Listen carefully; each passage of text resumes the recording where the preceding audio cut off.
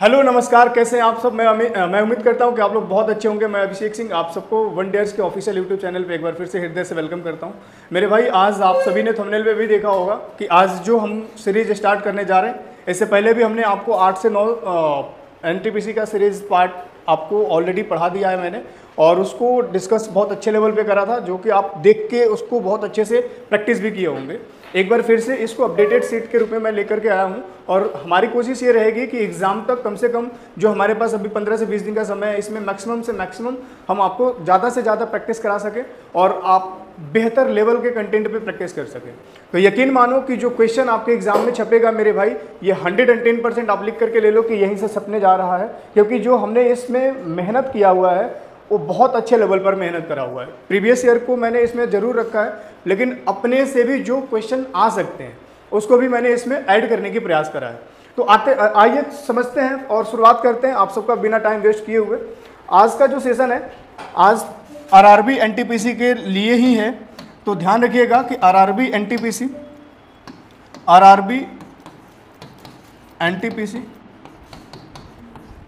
2025, और ये जो आपका सेट है 01, ये अपडेटेड और न्यू सेट है। तो इस सेट का पहला क्वेश्चन आप सभी के स्क्रीन पे ये रहा। जल्दी से ट्राई करिएगा, अगर आप सब भी ट्राई करना चाहें तो जरूर कर सकते हैं, और जरूर करिए, सबको करना चाहिए। क्वेश्चन में दिया ये है कि एक चिड़ियाघर में खरगोश तथा कबूतर है। यदि सिरों की संख्या 280 तथा पैरों की संख्या 820 है, तब कबूतरों की संख्या क्या होगी, ये आपको बताना था। देखो, कभी भी इस प्रकार के प्रश्न आए ना मेरे भाई, तो आपको क्या कर लेना चाहिए, ध्यान से चीज़ों को समझना। एक चिड़ियाघर में खरगोश और कबूतर है। अब आप मुझे एक बात बताओ कि इसमें अगर हेड इनका काउंट करा जाए, सिर काउंट करा जाए, तो टोटल कितने हैं, 280। अब आप मुझे एक बात बताओ कि अगर टोटल 280 है, तो इसमें ये कह पाना कि खरगोश इसमें इतना है और कबूतर इसमें इतना है, थोड़ा मुश्किल होगा। तो इस प्रकार के क्वेश्चन के लिए करना कैसे होता है, अब इसमें पैरों की संख्या इनका काउंट करा जाए ना, तो 820 है। तो आपने करना क्या है, बस ध्यान से समझना। अगर कुल पैरों की संख्या 820 है, यहाँ पे सीधे सीधे लगा लो एलिगेशन वाला कॉन्सेप्ट। कैसे लगाओगे, ध्यान से समझना। हमने ये मान लिया कि जितने भी यहाँ पे आपको मुड़ी दिख रहा है ना, मुड़ी मतलब ये वाला सिर, जितने भी मुड़ी दिख रहा है, ये मान के चलो कि टोटल खरगोश होंगे। मान लिया मैंने कि अगर सारे के सारे खरगोश होते, तो आप मुझे बताओ कि कुल पैरों की संख्या कितना होता। भाई, एक खरगोश के कितने पैर, 4। अगर एक का 4 है तो 280 है, 280 गुणे 4 कितना हो जाएगा, 1120। भैया 28 दूनी 56 और 56 दूनी 112, एक जीरो और लगा दिया। अगर मान लो कि कुल खरगोश इसमें होते तो कुल इनके पैरों की संख्या कितना होता, 1120। अगर हमने ये मान लिया कि कुल अगर कबूतर हो, अगर ये मान लो कि कुल जितने भी मुड़ी दिख रहा है, 280 मुड़ी जो दिख रहा है, इसमें कुल कबूतर होता, तो इनके कुल पैरों की संख्या कितना होता, 560। समझ आ रही है बातें। अगर खरगोश होता तो कुल पैरों की संख्या कितना, 1120, और अगर कुल कबूतर हो तो कुल पैरों की संख्या कितना, 560। कितना होगा, 560। अब आप मुझे एक बात बताओ कि ओवरऑल क्वेश्चन में ये बोला गया था कि वैसे अगर देखा जाए तो टोटल पैर कितने हैं, 820। अब आप मुझे एक बात बताओ कि इन दोनों के बीच का, अगर डायरेक्ट हम यहाँ पे एलिगेशन यूज कर ले, तो इन दोनों के बीच का डिफरेंस कितना होगा। भाई, एलिगेशन तो सबको पता होगा ना। इन दोनों के बीच का डिफरेंस जो खरगोश को रिप्रेजेंट करेगा कितना हो जाएगा, बताओ। यहाँ से डिफरेंस आ जाएगा 0, और 12 में से तुम्हारा 6 घट जाएगा 6, और ये हो जाएगा 7 में से 5 260, और यहाँ से कितना आ जाएगा इन दोनों के बीच का डिफरेंस, ये हो जाएगा 300 ही होगा, 8 3 11। अब आप मुझे बताओ इनके बीच का रेशियो कितना हो जाएगा, 0 से 0 कट जाएगा, 2 से 13 बार में, 2 से 15 बार में। मतलब अगर देखा जाए तो यहाँ पे खरगोश और कबूतर की जो संख्या होगा वो रेशियो के अकॉर्डिंग कितना आ गया, 13 और 15। अब टोटल कितना था, 28। अब आप मुझे ये बताओ कि अगर टोटल 28 है, इसमें कुल अगर इनकी हेड देखा जाए तो कितना, 280 है। इसका मतलब ये है मेरे भाई कि अगर टोटल 280 है, इसका मतलब कि 28 की वैल्यू 280 के रूप में दे रखा था। और 1 की वैल्यू कितना हो जाएगा तुम्हारा 10। अगर 1 की वैल्यू 10 है तो तुमसे क्या पूछा गया था, कबूतर, और कबूतर कितने 15 के बराबर। अगर 1 यूनिट बराबर है 10 के तो 15 बराबर कितना होगा 150। इस क्वेश्चन का फाइनल आंसर कितना होगा 150। ठीक है, समझ आ गया होगा मेरे ख्याल से। जल्दी से फटाफट इसका स्क्रीनशॉट ले लीजिए। मैंने इसमें कुछ नहीं किया, इसमें एलिगेशन कॉन्सेप्ट लगा दिया। हमने ये मान लिया कि अगर टोटल 280 कबूतर हो तो इसमें कुल पैरों की संख्या कितना होगा, क्योंकि हम पैर ही क्यों ले रहे हैं, काउंट कर रहे हैं, क्योंकि यहाँ पे टोटल पैरों की संख्या दे रखा था। तो हमने ये मान लिया कि 280 अगर कुल कबूतर होंगे तो पैरों की संख्या कितना हो जाएगा 560। अगर ये 280 कुल खरगोश होते हैं, नहीं अगर होते तो पैरों की संख्या कितना होता है 1120। अब हमने फिर क्या कर लिया, इन दोनों को यूज़ कर लिया, मतलब यहाँ पे एलिगेशन वाले मेथड से। तो हमने ये चेक कर लिया, पता चल गया मुझे रेशियो कितना मिल गया 13 और 15 का।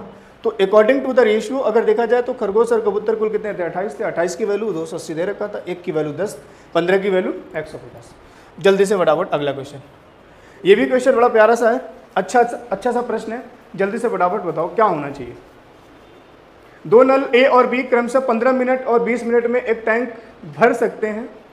एक नली पानी का निकासन मतलब निकालने वाला नली है 28 लीटर प्रति मिनट की दर से क्या करती है, खाली करती है।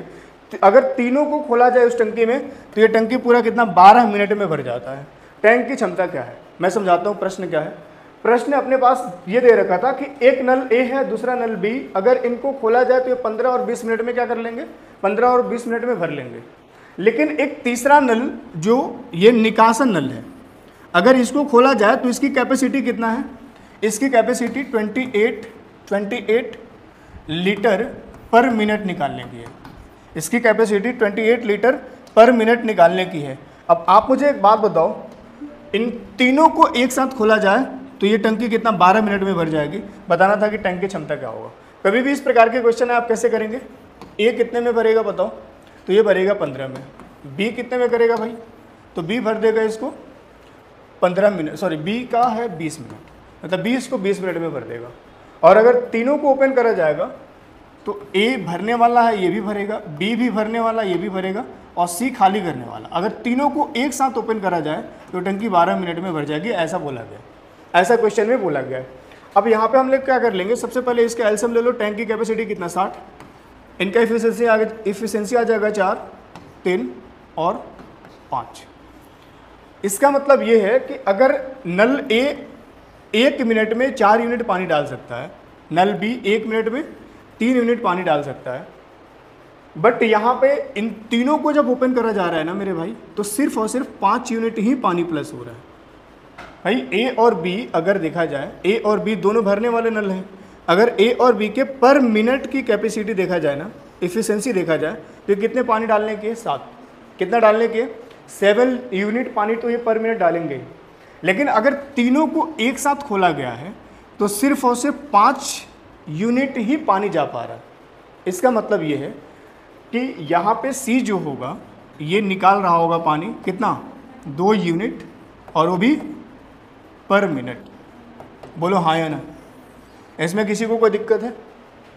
अब आप मुझे बताओ कि अगर सी 2 यूनिट पानी निकाल रहा है पर मिनट के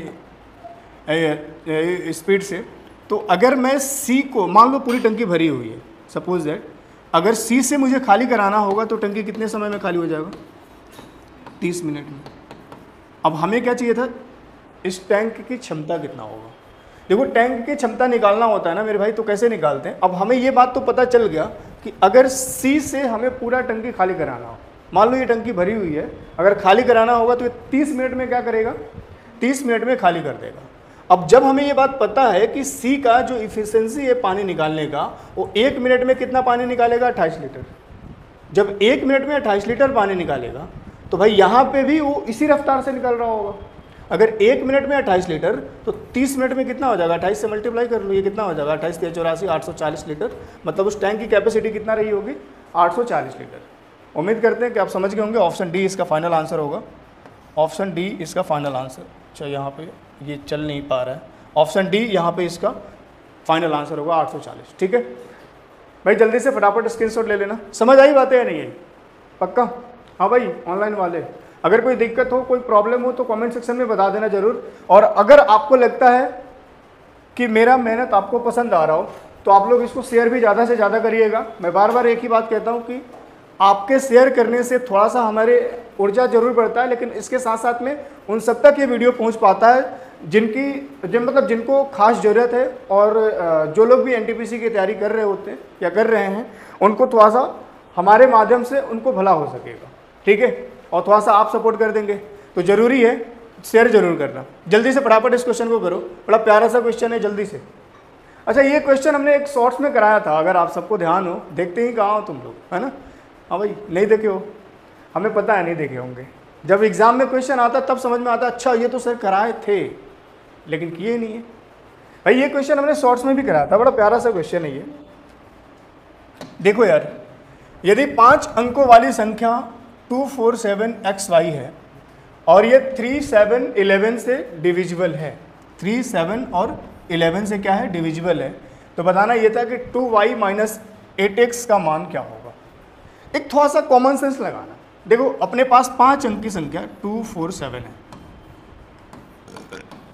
x और y, और अगर आप मुझे ये बताओ कि ये 3 से भी डिविजिबल है, 7 से भी डिविजिबल है और 11 से भी डिविजिबल है, भाई ये संख्या जो है, ये 3 से भी डिविजिबल है, 3 से भी डिविजिबल है, 7 से भी डिविजिबल है और 11 से भी डिविजिबल है, मतलब ये पूरा पूरा कट रहा होगा।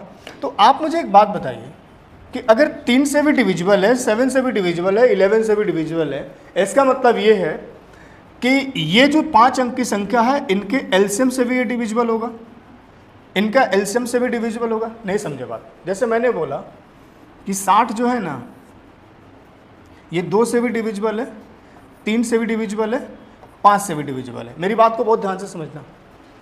अगर ये तीनों से ही डिविजिबल है तो क्या ये बात मैं कह सकता हूँ कि ये जो संख्या है इसके एलसीएम, इन तीनों के एलसीएम कितना आ जाएगा भाई? तो आप बोलोगे सर इन तीनों का एलसीएम ले लीजिए, कितना? 30 ले लिया जाए। हाँ, इन तीनों के एलसीएम 30, इससे भी ये डिविजिबल होगा, बोलो हाँ या ना? कोई दिक्कत है? मैं ये कहना चाह रहा हूँ कि अगर इन तीनों से ये डिविजिबल है तो नो डाउट इनके एलसीएम जो होगा उस एलसीएम से भी ये डिविजिबल होगा। अब इसका एलसीएम होगा कितना? इनका एलसीएम कितना हो जाएगा भाई बताओ जल्दी से फटाफट, इसका एलसीएम कितना हो जाएगा? तो इसका एलसीएम हो जाएगा 7, 11, 7, 77, 77 को 3 से मल्टीप्लाई करके कितना आ जाएगा? 231। क्लियर है बात? अब यहाँ पे मुद्दे की बात यह है कि x और y की वैल्यू क्या होगी। ये रेड से लिख रहे हैं तो क्लियर प्रॉपर दिख रहा है ना? चलो ध्यान से देखो, अगर हम यहाँ पे मुद्दे की बात यह है मेरे भाई कि x और y की वैल्यू क्या होगी। अब आप मुझे ये बताओ कि अगर मैं 231 से डिवाइड कर दूँ इसको 247xy, तो देखो कभी भी इस प्रकार के प्रश्न आए ना तो एक बात आप हमेशा ध्यान रखना कि इस x और y का जो मैक्सिमम मान हो सकता है, मैक्सिमम वो क्या हो सकता है? तो आप बोलोगे सर 99 हो सकता है, इससे ज़्यादा तो कुछ नहीं हो सकता। तो हमने 99 रख लिया भाई, यहाँ पे हमने 99 रख लिया क्योंकि x और y का मैक्सिमम मान इससे ज़्यादा हो ही नहीं सकता। अब आप मुझे ये बताओ कि अगर मैं यहाँ पे 99 चिपका दूँ, यहाँ पे मैं 99 चिपका दूँ और फिर इसको डिवाइड करके देख लो, डिवाइड करो जरा, डिवाइड करोगे 231 से एक बार में 2, 3, 1, ये कितना होगा 6, और ये हो जाएगा तुम्हारा कितना 1 हो जाएगा। अच्छा 9 यहाँ पे आ जाएगा ऊपर से, फिर एक 0 लगा लो क्योंकि 169 छोटा पड़ जाएगा, तो एक और 9 उतार लिया। अब ये मैक्सिमम कितने बार में जाएगा? तो ये मैक्सिमम 8 दूनी 16, 8 बार में तो नहीं, 7 बार में जा सकता है, 7 दूनी 14, 7 बार में जाएगा। 7 से एक बार 7 हो जाएगा, और 7 या 21, 1 कैरी 2, और 7 दूनी 14 और 2 16। भाई रिमाइंडर कितना बच रहा है? 2 और 8। अब आप मुझे एक बात बताओ, इसका मतलब एक बात क्लियर हो गया मेरे दोस्त कि अगर यहाँ पे इस संख्या में 82 कम होता, भाई यहाँ पे रिमाइंडर इसीलिए बच रहा है ना क्योंकि इस संख्या को जब 231 से डिवाइड कर रहे हैं तो इसके मल्टीपल से 82 ये ज़्यादा होगा। इसके जितना भी मल्टीपल होगा हमें नहीं पता, मान लो, लेकिन इसके मल्टीपल से 82 ये ज़्यादा होगा ये संख्या, इसलिए यहाँ पे रिमाइंडर बच रहा है। अगर यहाँ रिमाइंडर नहीं बचता इसका मतलब कि पूर्ण रूप से डिविजिबल होता, और ऐसा क्वेश्चन में बोला गया है कि ये संख्या जो है वो इन तीनों से डिविजिबल है, तो इसके एलसीएम से भी डिविजिबल होना चाहिए था, पर यहाँ पे डिविजिबल नहीं हो, डिवाइड नहीं हो पा रहा है। इसके पीछे ये है कारण कि हमने x और y की जो वैल्यू यहाँ पे पुट करा था ना 99, ये अपने से मैक्सिमम वैल्यू लिया था, लेकिन जरूरी थोड़ी है कि वो उतना 99 ही होगा। तो आपको क्या करना है, यहाँ पे 99 में ना मेरे भाई 99 में 82 को माइनस कर लेना है। अब आप मुझे ये बताइए कि अगर 82 इस संख्या में कम कर दिया जाए, इस संख्या में 82 कम कर दिया जाए, तो क्या आपको नहीं लगता कि वो 231 से डिवाइड हो जाएगा? तो हमने 82 कम कर दिया। 82 कम करने का मतलब ये 7 हो जाएगा और ये कितना हो जाएगा आपका 1 हो जाएगा। इसका मतलब ये है कि यहाँ जो हमने एक्स वाई के जगह पे 99 रखा था, उसके जगह पे क्या रखना चाहिए, क्या रखना चाहिए मेरे भाई 17। मतलब x की वैल्यू कितना आ जाएगा तुम्हारा 1 और 7 y की वैल्यू आ जाएगा। कोई दिक्कत है तो बता दो, अगर किसी को कोई दिक्कत है तो बता दो। है क्या पक्का? उम्मीद है कि नहीं होना चाहिए। अब अगर x और y की वैल्यू दोनों मिल गया मुझे तो यहाँ पे पुट कर दो। भाई पहले y यूज़ किया, y की वैल्यू 7 है तो 7 दूनी कितना हो जाएगा 14, माइनस है x की वैल्यू कितना है 1 है तो 1 गुणे 8 कितना हो जाएगा 8, और 14 में से 8 माइनस करोगे आंसर कितना होगा। ये इस क्वेश्चन का बहुत ही प्यारा क्वेश्चन था, बहुत ही प्यारा, और जितना प्यारा क्वेश्चन था उतना ही प्यारा हमने जवाब भी देने की प्रयास करा है। उम्मीद है आपको समझ में आया होगा। आया? क्लियर हुआ नहीं हुआ? नहीं हुआ? हो गया? मैं एक बार फिर से रिपीट कर देता हूँ। देखो मैंने कुछ नहीं किया, जल्दी से फटाफट 30 सेकंड में इसको रिवीजन करा देते हैं। जब भी इस प्रकार के क्वेश्चन है आपने क्या करना भाई, अगर ये संख्या तीनों से डिविजिबल था तो इसके एलसीएम से भी डिविजिबल होगा, हमने एलसीएम निकाल लिया। अब यहाँ पे इसके एलसीएम से जब डिवाइड करा तो एक्स वाई की जो वैल्यू हमने लेने की प्रयास करा, मैक्सिमम इसकी वैल्यू ले लिया कितना 99। आपको भी क्या करना है, जब भी इस प्रकार के कंडीशन है, जैसे मान लो कि यहाँ पे एक्स वाई जेड होता तो हम लोग क्या करते 999 लेते, ठीक है 999 ले लेते। अब इसका मैक्सिमम वैल्यू हमने 99 रख लिया और 99 रख करके चेक कर लिया कि जब इसको इससे डिवाइड करा जाएगा तो रिमाइंडर यहाँ कितना बच रहा है। अगर यहाँ पे रिमाइंडर बच रहा है इसका मतलब ये है कि यहाँ पे इस संख्या में अगर 82 माइनस कर दिया जाएगा तो ये 231 से पूरा डिविजिबल हो जाएगा, जो कि क्वेश्चन में बोला भी था कि इन तीनों से डिविजिबल है। तो हमने क्या कर दिया, इसको 82 को इस संख्या में माइनस कर दिया। अब आप सोच रहे होंगे कि सर आपने इस संख्या में माइनस थोड़ी किया, आपने तो 99 में किया है। तो बात तो एक ही है ना, इस पूरे संख्या में कर दो या 99 में कर दो, बात तो एक ही है। जब माइनस करोगे तो इधर ही से तो माइनस करते आओगे। तो ये 2 डिजिट का ही अंक था, हमने 99 में माइनस कर दिया। अब 99 में माइनस कर दिया क्योंकि हमने ऐड भी तो 99 ही करा था ना, ध्यान आई समझ में आई बात है। तो हमने 99 में 82 माइनस कर दिया। 82 माइनस करने का मतलब ये कि जो रिमाइंडर यहाँ पे बच रहा है वो कितना बच रहा है 17। इसका मतलब कि x और y की वैल्यू, जो x और y के जगह पे हमने 99 रखा था उसके जगह पे क्या रखना चाहिए 1 और 7 रखना चाहिए। समझ आ रही है बात है? तो यहाँ से x और y की वैल्यू निकल जाएगा। बाकी अगला क्वेश्चन जल्दी से फटाफट, ये भी बड़ा प्यारा सा क्वेश्चन है, जल्दी से फटाफट एलसीएम एचसीएफ से क्वेश्चन ट्राई करिएगा, बढ़िया सा क्वेश्चन है।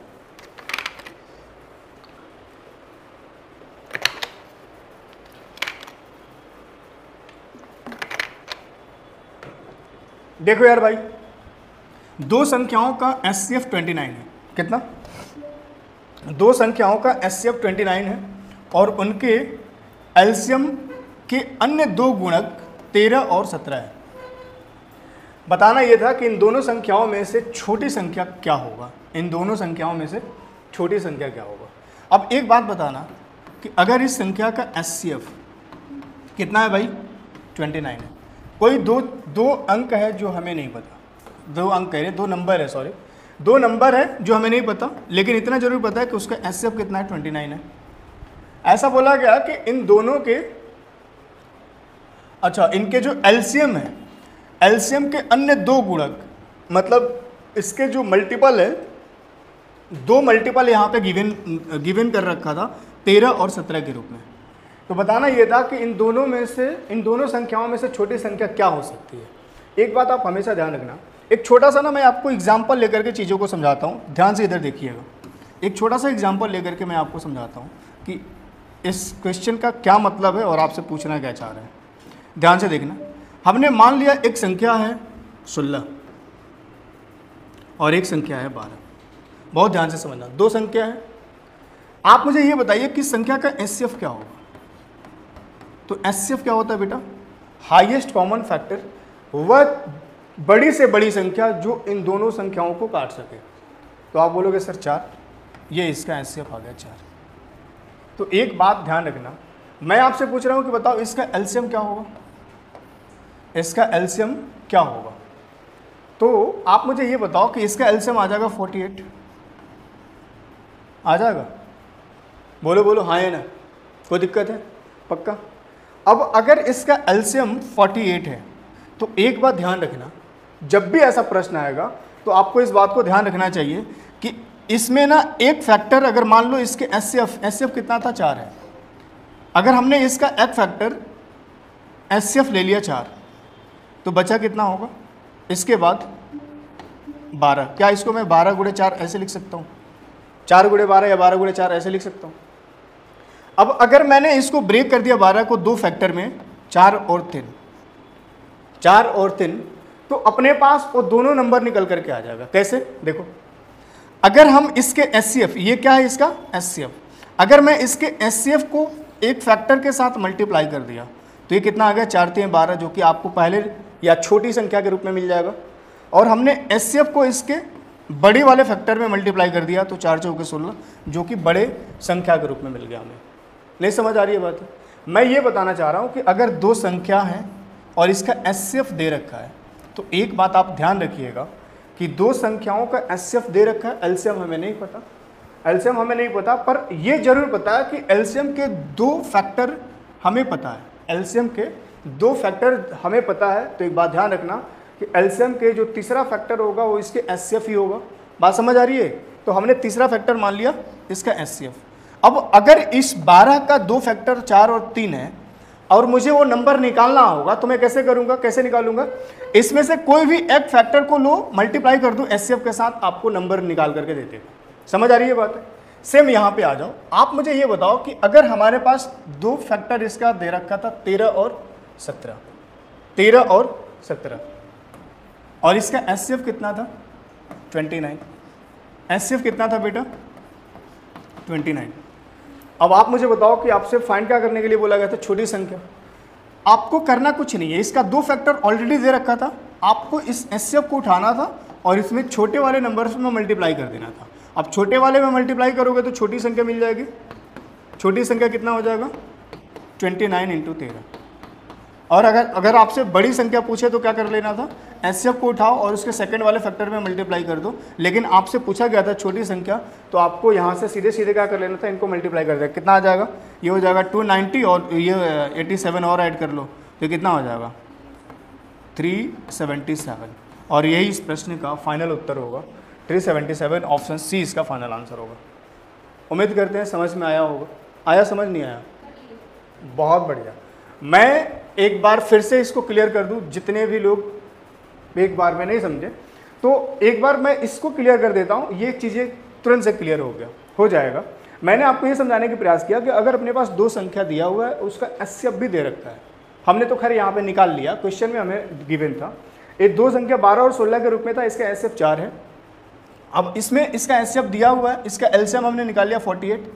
मैं ये आपको समझाना चाह रहा था कि अगर इसका दो फैक्टर ऑलरेडी दिया हुआ है तो तीसरा फैक्टर जो होगा इसका एचसीएफ ऑलरेडी होगा।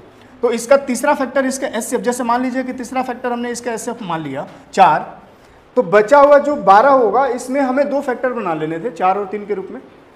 अब हमें इसमें छोटी संख्या छोटी संख्या निकालना होता तो हम लोग 4 को 3 से मल्टीप्लाई कर देते, बड़ी संख्या निकालना होता तो 4 को 4 से निकाल देते, 4 को 4 से मल्टीप्लाई कर देते। अब यहाँ इस क्वेश्चन में ना अपने पास एचसीएफ भी दे रखा था और दो इसका फैक्टर भी दे रखा था। फैक्टर को हमने सीधे मल्टीप्लाई कर दिया एचसीएफ में, जो कि छोटी संख्या निकल करके आ गया। क्योंकि अगर छोटे वाले फैक्टर को एचसीएफ से मल्टीप्लाई कर दोगे तो ये तुम्हारा छोटी संख्या आ जाएगा और इसको इसके साथ मल्टीप्लाई कर दोगे तो बड़ी आ जाएगा। बाकी कुछ करना नहीं था। स्क्रीनशॉट ले लो जल्दी से, फटाफट अगला क्वेश्चन करो। इस क्वेश्चन को करो जरा, ये भी बड़ा प्यारा सा क्वेश्चन है। आज के प्रैक्टिस सेट में बड़ा बढ़िया सा तगड़ा क्वेश्चन है, आप लोगों को करके मजा आ जाएगा। बहुत बढ़िया क्वेश्चन है। जल्दी से फटाफट। एक निश्चित दूरी, सभी लोग देखना, इधर फोकस करना। एक निश्चित दूरी को एक व्यक्ति एक निश्चित गति से कवर करता है जो हमें नहीं पता। यदि दूसरा व्यक्ति लंबाई का 25% 3 गुना समय में कवर करता है तो पहले व्यक्ति की गति और दूसरे व्यक्ति की गति का अनुपात क्या होगा।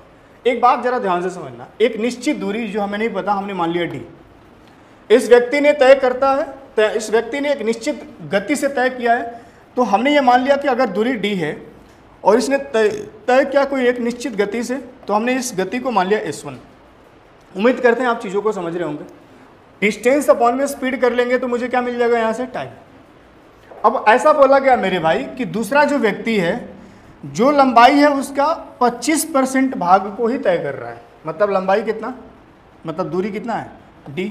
अब इस d का मतलब दूरी का 25% कितना हो जाएगा, 25% का फ्रैक्शन अगर देखा जाए तो कितना होगा, 1/4।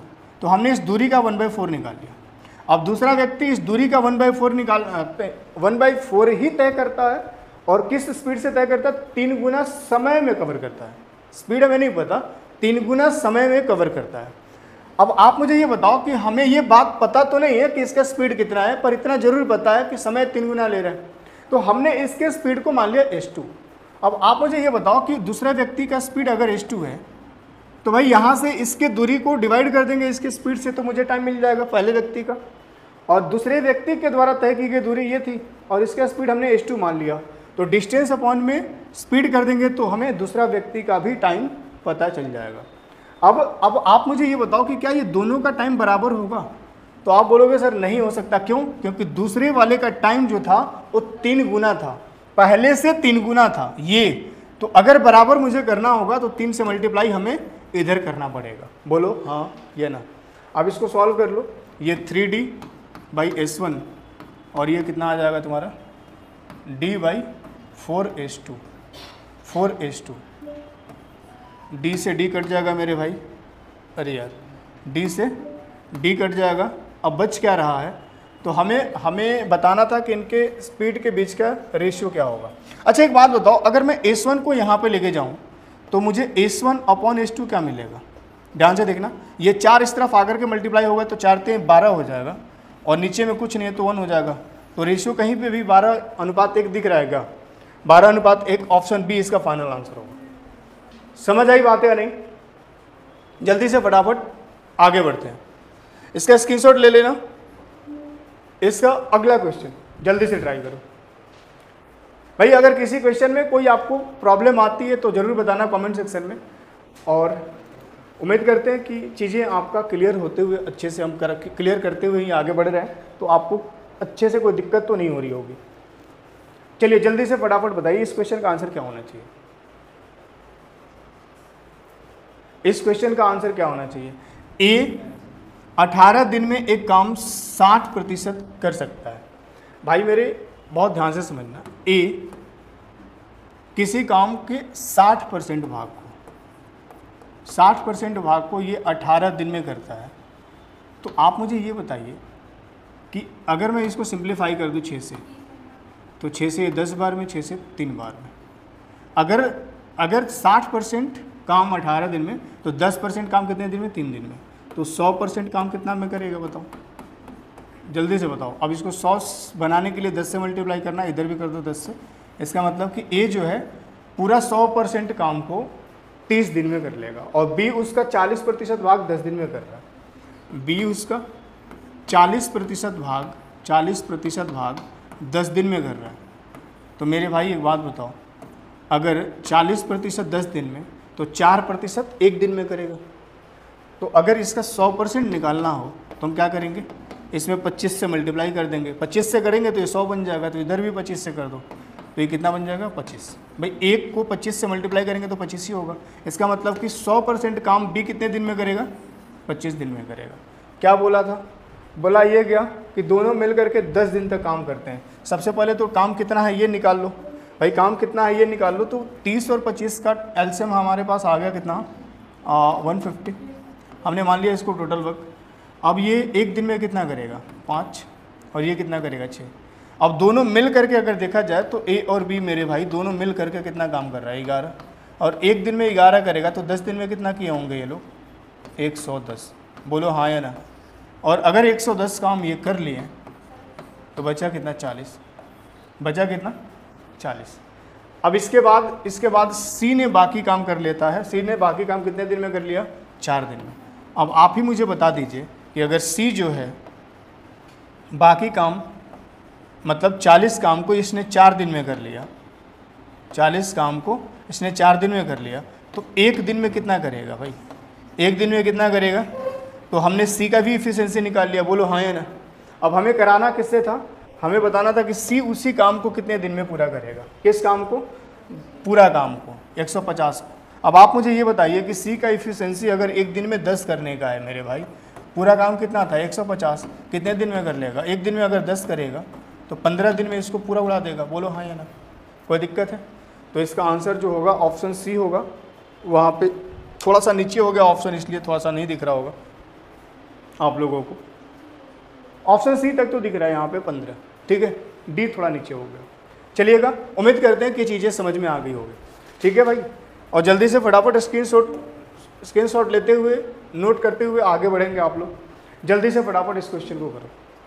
इस क्वेश्चन का फाइनल आंसर क्या है?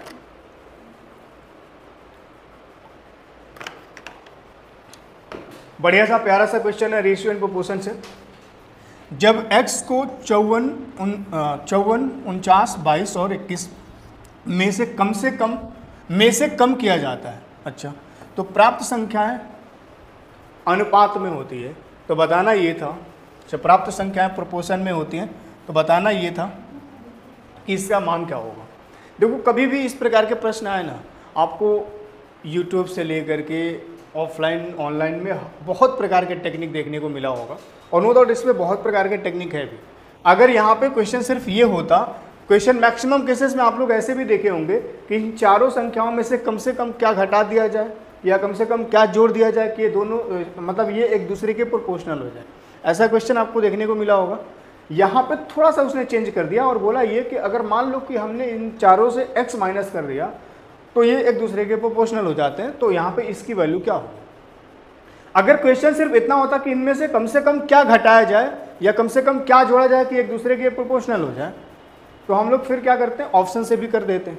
लेकिन कभी भी इस प्रकार के प्रश्न आए तो मैं आपको एक सलाह दूंगा कि मेरे भाई कभी भी इसको, इस टाइप के क्वेश्चन को आपको करना हो तो जो मैं तरीका बता रहा हूँ इसके लिए बेस्ट होगा।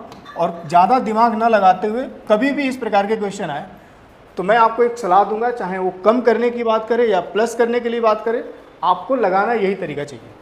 देखो, इसका बेसिक तरीका क्या है? बेसिक तरीका ये कि हम लोग इसको ऐसे करेंगे, जैसे बात समझना, इसका बेसिक तरीका क्या है?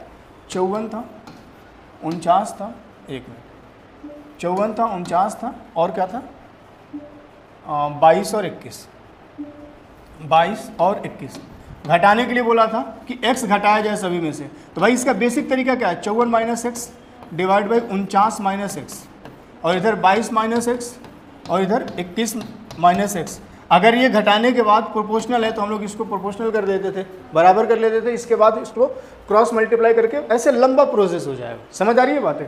तो मैं उस लंबे प्रोसेस से आपको बचाना चाह रहा हूँ। कभी भी ऐसा बोला जाए ना कि इसमें से ये कम इतना घटाया जाए या इतना जोड़ा जाए तो ये एक दूसरे के प्रोपोर्शनल हो जाएगा। तो देखो, एक बात हमेशा ध्यान रखना कि अगर इनको मुझे प्रोपोर्शनल बनाना होगा, समानुपात में बनाना होगा, समान अनुपात में बनाना होगा, तो आपको कुछ नहीं करने की आवश्यकता होती है मेरे भाई। इनके बीच का जो डिफरेंस है ना, डिफरेंस, इसके डिफरेंस को सेम कर दो, ये ऑटोमेटिक हो जाएगा प्रोपोर्शनल। इस तरीके का कॉन्सेप्ट आपको, मुझे लगता है कि आप पहली बार सीखने को मिल रहा होगा आपको, क्योंकि जनरली आपको सब कुछ मिल जाएगा। इसमें क्रॉस मल्टीप्लाई वाला भी टेक्निक नो डाउट आपको यूट्यूब से देखने को मिला होगा या फिर ऑफलाइन में पढ़े भी होंगे कहीं ना कहीं, लेकिन यहाँ पे फिर ये बेसिक वाला भी सीखे होंगे आप। मैं क्या समझा रहा हूँ आपको, कभी भी इसमें कम से कम प्लस माइनस करने के लिए बोले तो इनके बीच का डिफरेंस जो है ना, इसके डिफरेंस को क्या कर दो, आप इक्वल कर दो। अब डिफरेंस को इक्वल करने का मतलब क्या है? अब यहाँ पे डिफरेंस कितना भाई, यहाँ पे डिफरेंस है 5 का, यहाँ पे डिफरेंस कितने का, 5 का, और यहाँ पे डिफरेंस कितने का, 1 का, यहाँ पे डिफरेंस कितने का। मैंने अभी क्या सलाह दिया आपको कि डिफरेंस को आप सेम कर दीजिए, डिफरेंस को आप सेम बना दीजिए, ये दोनों एक दूसरे के प्रोपोर्शनल ऑटोमेटिक हो जाएंगे। तो अब आप मुझे बताओ कि इनको सेम बनाना होगा तो हम क्या करेंगे, इस 1 में 5 से मल्टीप्लाई कर देंगे, सेम हो जाएगा। बोलो हाँ या ना। अब अगर ये सेम हो गया मेरे भाई तो इसमें कुछ नहीं करना था। अब देखो, कम से कम हमें x माइनस करना था, तो इसके बाद क्या करना, आप इसके पहला टर्म अगर आप ले रहे हैं तो इस वाले से भी पहला टर्म लीजिएगा, और यहाँ पे 54 में माइनस कर लीजिए x, और इसमें 22 में माइनस कर लीजिए x। अगर प्लस होता तो यहाँ पे माइनस के जगह पे प्लस हो जाता। अब आप मुझे ये बताओ कि यहाँ पे हमने डिफरेंस को इक्वल करने के लिए मल्टीप्लाई हमने इसमें कितने से करा है, 5 से, तो 5 से बस इसमें भी मल्टीप्लाई कर दो, ये दोनों एक दूसरे के प्रोपोर्शनल हो जाएंगे। इसको सॉल्व कर लो, कितना आ जाएगा, ये आ जाएगा 54 माइनस एक्स बराबर कितना, 110 माइनस 5x। अब अगर इसको हम इस तरफ लेके आएँ और तो ये बन जाएगा कितना, 5x में से 1x माइनस करोगे 4x बन जाएगा, और ये इस तरफ जा करके माइनस हो जाएगा, कितना हो जाएगा 56। मतलब x की वैल्यू कितना हो जाएगा, x की वैल्यू कितना हो जाएगा 14। मतलब इसका ये है कि अगर आप 14 इसमें माइनस करेंगे प्रत्येक टर्म से तो ये एक दूसरे की प्रोपोर्शनल होगा। आप चेक कर लीजिएगा, जरूर ही होगा। अब इसमें वैल्यू पुट कर लीजिए 14। अब 14x की वैल्यू पुट करेंगे तो ये कितना हो जाएगा 112 माइनस 25, तो कितना आ जाएगा भाई, यहाँ से 87 आ जाएगा। और इधर यहाँ पे अगर देखा जाए x की वैल्यू 14 पुट करा जाए तो 14 सते 98, और यहाँ पे 26 माइनस करा जाए तो ये कितना आ जाएगा 2, और ये हो जाएगा 7। मतलब रेशियो कितना बन जाएगा इनके बीच का, 87 और 72। लेकिन ऐसा दिख नहीं रहा तो इसको सिंप्लीफाई कर दो, 3 से काटोगे 29 और 3 से काटोगे 24, तो इसका जो फाइनल आंसर होगा वो कितना होगा 29 और 24। तो ऑप्शन इसका कौन सा होना चाहिए, डी होना चाहिए। ठीक है ना भाई, थोड़ा सा वो नीचे हो जाने की वजह से दिख नहीं रहा है, तो फाइनल आंसर इसका क्या होगा 29:24। ठीक है, समझ आई बात है। मैं क्या कह रहा हूँ कि कभी भी देखो, ये सिर्फ इतना ही क्वेश्चन नहीं था, इसमें ना 2 क्वेश्चन दिया हुआ था, एक तो ये क्वेश्चन था और दूसरा ये क्वेश्चन था। तो दूसरा को हमने यहाँ पे सॉल्व कर लिया और पहले को यहाँ पे निपटा दिया। तो ऐसा देखो कभी भी क्वेश्चन है ना कि कम से कम क्या जोड़ा जाए या कम से कम क्या घटाया जाए कि ये एक दूसरे के प्रोपोर्शनल हो जाए। तो आपने बेसिक भी पढ़ा होगा, आपने इसके लिए फॉर्मूला भी पढ़ा होगा, लेकिन मैं जो तरीका बता रहा हूँ उसको समझ लो बस, इसमें ज़्यादा दिमाग लगाने की ज़रूरत ही नहीं है। आपको क्या करना है, इन दोनों टर्म के डिफरेंस और यहाँ पे इन दोनों टर्म के डिफरेंस, इन दोनों टर्म के डिफरेंस, इन दोनों टर्म के डिफरेंस, दोनों के डिफरेंस को सेम कर दो। सेम कर दोगे ऑटोमेटिक एक दूसरे के प्रोपोर्शनल हो जाएंगे। अब मैंने क्या कर लिया, सेम करने के लिए यहाँ पे 5 से मल्टीप्लाई कर लिया। अब आप मुझे ये बताओ कि कम से कम x माइनस करना था, तो हमने यहाँ पे इधर x माइनस कर लिया, इधर भी x माइनस कर लिया। लेकिन यहाँ पे एक बात ध्यान रखिएगा कि जब भी आपको यहाँ पे माइनस करना होगा तो पहले वाले रेशियो से आपको ना पहला टर्म, जैसे अगर इससे आपने पहला टर्म यूज़ किया है तो इससे भी आपको पहला टर्म ही लेना है। अगर आप दूसरा टर्म भी ले रहे हैं तो आंसर पे कोई फर्क नहीं पड़ेगा, आंसर उतना ही आएगा। बस ध्यान इस बात को रखिएगा कि यहाँ से अगर दूसरा टर्म लिया तो इसका भी आपको दूसरा टर्म ही लेना चाहिए। समझ आ रही है बात है, पक्का? चलो नेक्स्ट, अगला इस क्वेश्चन को करो। ये भी क्वेश्चन बड़ा प्यारा सा है, जल्दी से फटाफट। एक कॉलेज में लड़कों और लड़कियों का प्रारंभिक अनुपात 5:6 है। यदि 40 लड़के कॉलेज छोड़ देते हैं और 50 लड़कियां कॉलेज में शामिल हो जाती हैं तो अनुपात 8 और 11 हो जाता है। कॉलेज में लड़कियों की संख्या ज्ञात करें। देखो इसमें सीधे सीधे क्या कर लेना था, क्रॉस प्रोडक्ट मेथड यूज़ कर लेना था। कैसे करोगे भाई, बॉय और गर्ल, बॉयज़ और गर्ल्स का रेशियो कितना है 5:11, तो 5:6 है। इसमें से कुछ लड़कियां चली जाती हैं, कुछ शामिल हो जाते हैं, तो रेशियो कितना बन जा रहा है 8 और 11। अब आप मुझे ये बताओ कि लड़कों की संख्या में 40 चले जाते हैं, मतलब लड़कों की संख्या में 40 की कमी हो गई, और लड़कियों की संख्या में कितना 50 लड़कियां और शामिल हो जाती हैं, लड़कियां 50 शामिल हो जाती हैं। यही है क्वेश्चन। देखो ये रेशियो पहले का था, ये रेशियो बाद का है। कब का है, तो ये रेशियो मेरे भाई, ये रेशियो इसमें लड़कों की संख्या में कुछ कम कर दिया गया और लड़कियों की संख्या में कुछ बढ़ा दिया गया, तो मुझे ये वाला रेशियो मिला। इस केस में हम हमेशा क्रॉस प्रोडक्ट मेथड यूज़ करते हैं, और सीधे सीधे यहाँ पे कैसे कर लेना था, 8 6 48 और 11 5 55, तो ये हो जाएगा 55 और 48 का अंतर कितना हो जाएगा 7, और जो आपने ऊपर करा है सिर्फ वही नीचे कर दो। ये कितना हो जाएगा 11 चौक 44, 440, और ये कितना हो जाएगा 8 5 40, तो ये हो जाएगा तुम्हारा 400। लेकिन ध्यान रहे कि ये पॉजिटिव है और ये निगेटिव है। जब इन दोनों का डिफरेंस आप निकालिएगा तो बड़ा वाला में से छोटा वाले को माइनस करिएगा, तो माइनस के केस में ये ऑलरेडी माइनस है, तो माइनस माइनस मिल करके क्या हो जाएगा प्लस, तो ये दोनों जुड़ जाएगा उस केस में। ये कितना हो जाएगा 840, तो 7 यूनिट की वैल्यू कितना होगा 840। भाई ऊपर में एक बार तिरछा तिरछी मल्टीप्लाई कर लो, जो आएगा इसका डिफरेंस, तो ये हो जाएगा 48 और ये हो जाएगा 55, दोनों का अंतर 7। सेम चीज़ नीचे मैंने कर दिया, ये हो जाएगा 440, ये हो जाएगा 400। अब डिफरेंस यहाँ पे निकालते टाइम में ध्यान रखिएगा कि अगर इसमें से कोई भी एक साइन माइनस का है, जब अंतर निकालेंगे तो माइनस माइनस क्या हो जाता है प्लस हो जाता है। जैसे यहाँ पे अगर डिफरेंस हमें निकालना हो तो हम ऐसे ही तो निकालेंगे, 400 माइनस करेंगे -440, भाई ये ऑलरेडी माइनस में तो छोटा है और डिफरेंस निकालने के लिए बड़े में से छोटे को माइनस करते हैं, तो हमने कर लिया। अब माइनस माइनस ये प्लस हो जाएगा, इसलिए यहाँ पे जुड़ गया। अब 1 यूनिट की वैल्यू कितना आ जाएगा, 12 सतह 84, 120। अब 1 की वैल्यू अगर 120 है तो कॉलेज में लड़कियों की संख्या प्रारंभिक में कितना था, लड़कियों की संख्या कितना, 1 बराबर 120, तो 6 बराबर कितना 720, और यही इस क्वेश्चन का फाइनल आंसर था। मतलब ऑप्शन सी इसका फाइनल आंसर होगा। ठीक है भाई, उम्मीद करते हैं कि आप समझ गए होंगे। जल्दी से फटाफट इस क्वेश्चन को करो। ये भी बहुत प्यारा सा क्वेश्चन है, परसेंटेज का क्वेश्चन है, बहुत प्यारा सा क्वेश्चन। जल्दी से फटाफट बताओ।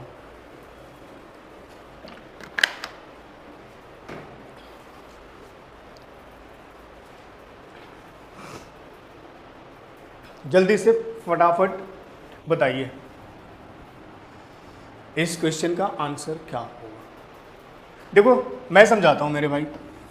एक व्यक्ति 8,550 रुपये की आय में से 5700 रुपये खर्च करता है।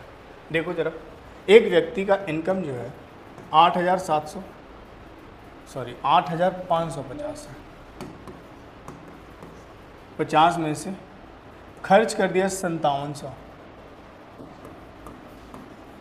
तो बचाया कितना होगा भाई। इसमें इसको माइनस कर लो तो ये आ जाएगा 0 और 5, 15 में से 7 8 हो गए, और ये 7 में से 5 2 हो गए, 2850।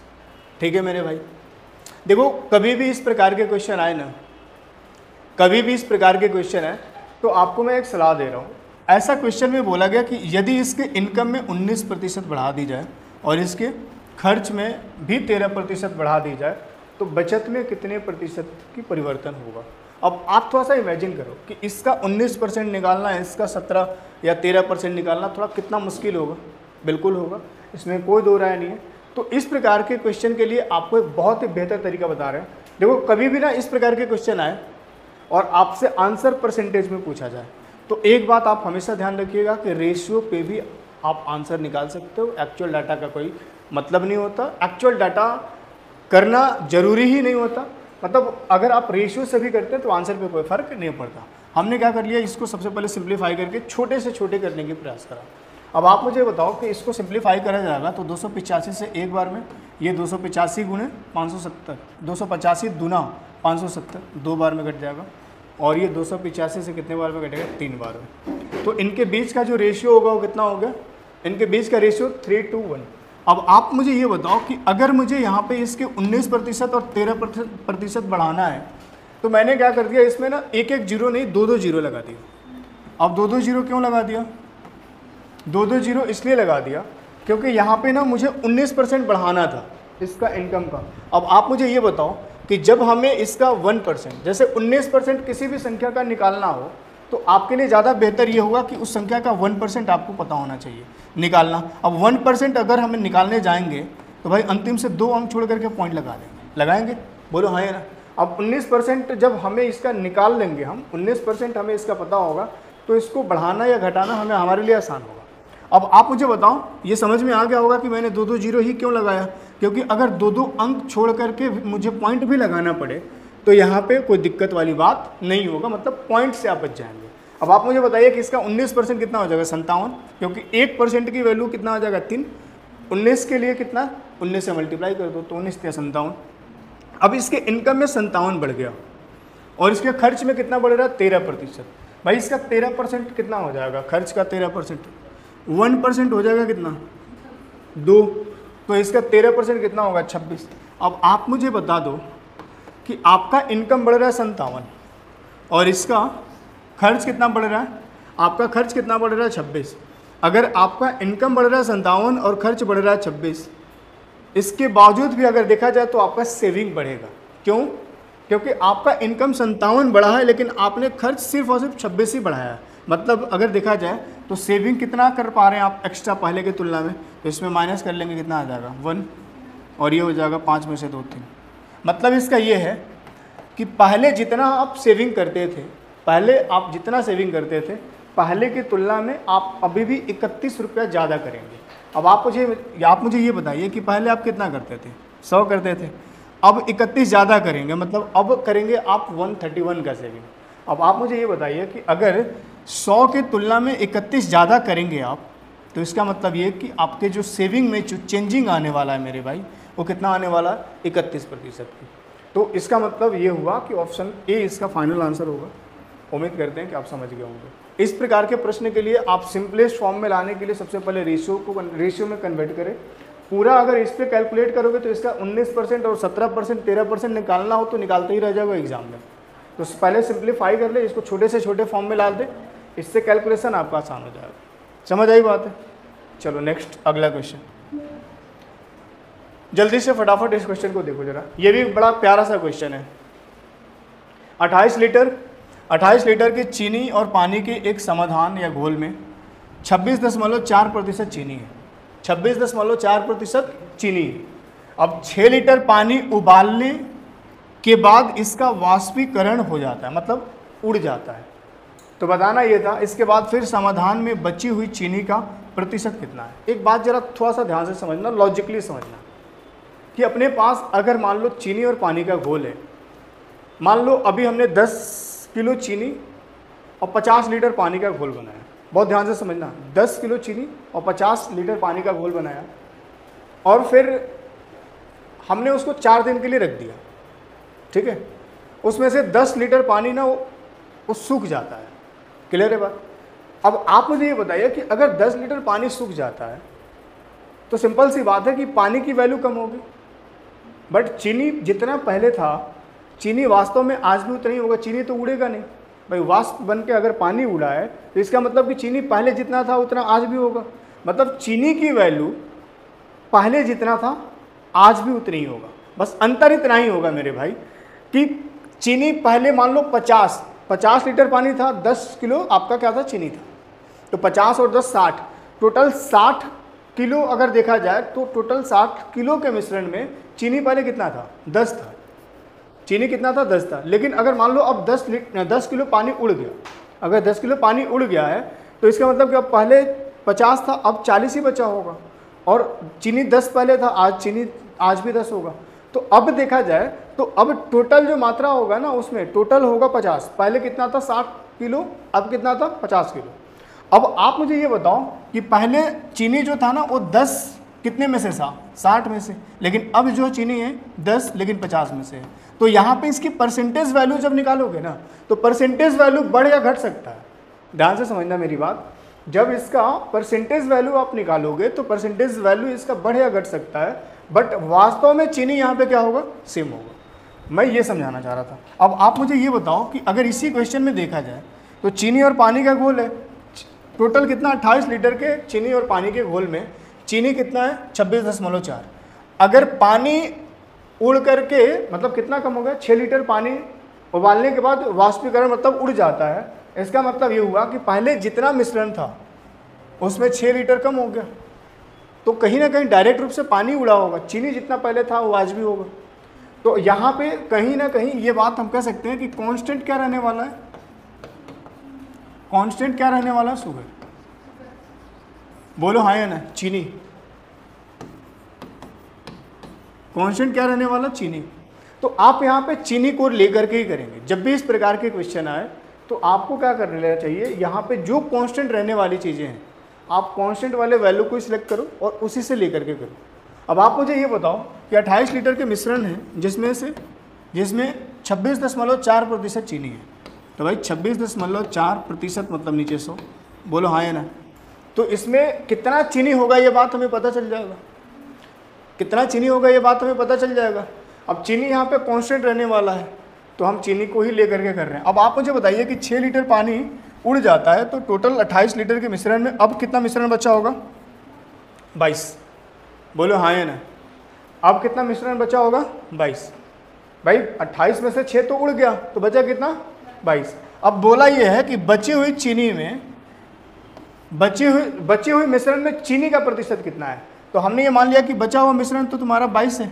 अब इसमें चीनी का प्रतिशत कितना है? तो हम ये मान लेते हैं कि चीनी जो है X% है। कोई दिक्कत है? हमने ये मान लिया कि चीनी कितना है सॉरी अभी वर्तमान में X%।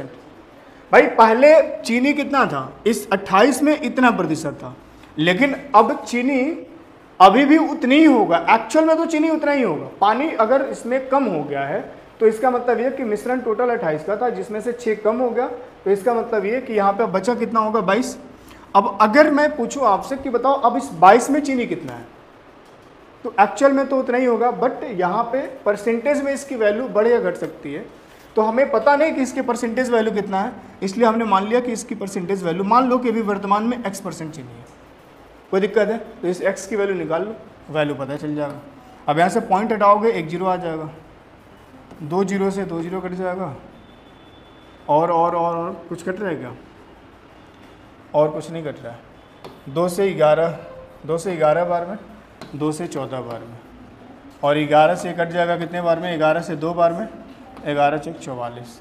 तो x की जो वैल्यू निकल करके आ जाएगी, कितना आ जाएगा भाई, ये आ जाएगा 24 × 14, मतलब ये 240, 24 × 10 240, 24 चौक 96, ये हो जाएगा कितना, 9 6, 9 4 13, 3 कैरी, 1 2 और 1 3, 336। 336 को अगर हम 10 से डिवाइड करें, नीचे एक 0 भी तो है, इसका मतलब कि अब जो चीनी होगा वो कितना होगा, 33.6% होगा। 33.6%, मतलब ऑप्शन ए इसका फाइनल आंसर। समझ आई बात है? तो फिलहाल आज के लिए इतना ही। बाबा टेक से जय हिंद, वंदे मातरम, राधे राधे।